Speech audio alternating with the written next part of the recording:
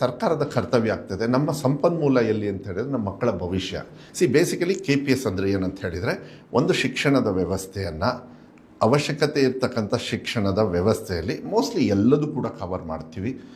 ಸಂಗೀತ ಇರ್ಬೋದು, ಫಿಸಿಕಲ್ ಇರ್ಬೋದು, teacher, computer ಇರ್ಬೋದು, ಮತ್ತು ಎಲ್ಲ ಥರದ ಶಿಕ್ಷಣ ನೀವೇನು ಪ್ರೈವೇಟ್ ಶಾಲೆಯಲ್ಲಿ ಇದೆ ದುಡ್ಡು ಕೊಟ್ಟು ನಾವು ಏನು ಪರ್ಚೇಸ್ ಮಾಡ್ತಾಯಿದ್ದೀವಿ, ಆ ವ್ಯವಸ್ಥೆಯನ್ನು ನಾವು ಉಚಿತವಾಗಿ ನಿಮ್ಮ ಟ್ಯಾಕ್ಸ್ ಹಣನ ಒಳ್ಳೆ ರೀತಿಯಲ್ಲಿ, ಸ್ವಲ್ಪ ಏನೋ ನ್ಯೂನತೆಗಳಿರ್ಬೋದು, ಇನ್ನು ಮೇಲೆ ಕಮ್ಮಿ ಆಗ್ತದೆ, ಒಳ್ಳೆ ರೀತಿಯಲ್ಲಿ ನಾವು ಮಾಡ್ತೀವಿ. ಅದಕ್ಕೆ ನೀವು ದುಡ್ಡು ಕೊಟ್ಟು ಟ್ರಾನ್ಸ್ಪೋರ್ಟೇಷನಲ್ಲಿ ಹೋಗ್ತೀರಾ, ಆ ಶಾಲೆನ ರೀಚ್ ಆಗೋಕ್ಕೆ ಟ್ರಾನ್ಸ್ಪೋರ್ಟೇಷನ್ ನಾವು ಫ್ರೀ ಕೊಡ್ತೀವಿ.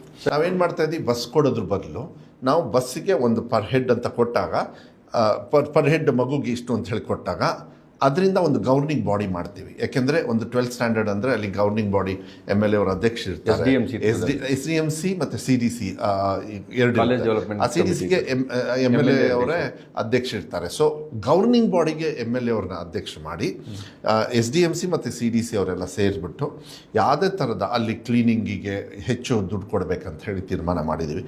ಎಲ್ಲ ಥರದ ವ್ಯವಸ್ಥೆಯಲ್ಲೂ ಕೊಟ್ಟಾಗ ಅದನ್ನು ಅವ್ರು ತೀರ್ಮಾನ ಮಾಡ್ತಾರೆ. ಆಮೇಲೆ we can create A job also. ಹಳ್ಳಿ ಕಡೆಯಲ್ಲಿ ಯಾರೋ ಒಂದು ಹುಡುಗಗೆ ಅವನಿಗೆ ಡ್ರೈವಿಂಗ್ ಗೊತ್ತು, ಅವನೊಂದು ಸಾಲ ಮಾಡಿಬಿಟ್ಟು ಒಂದು ಬಸ್ ತೊಗೊಂಡು, ನನಗೆ 3 ವರ್ಷ ಈ ಸ್ಕೂಲಲ್ಲಿ ಕಾಂಟ್ರಾಕ್ಟ್ ಸಿಕ್ತು, ನಾನು ಮಕ್ಕಳನ್ನು ಶಾಲೆಗೆ ಕರ್ಕೊಂಬರ್ತಕ್ಕಂಥ ಬೆಳಗ್ಗೆ ಮಧ್ಯಾಹ್ನ ಅವೆರಡು ಕೆಲಸ ಮುಗಿಸಿ ಮಧ್ಯಾಹ್ನ ಅವನು ಬೇರೆ ಕೆಲಸಕ್ಕೂ ಹೋಗ್ತಕ್ಕಂಥದ್ದು. ಯಾಕೆಂದರೆ ಜಾಬ್ ಅಪಾರ್ಚುನಿಟಿನೂ ನಾವು ನೋಡಬೇಕಾಗತ್ತೆ.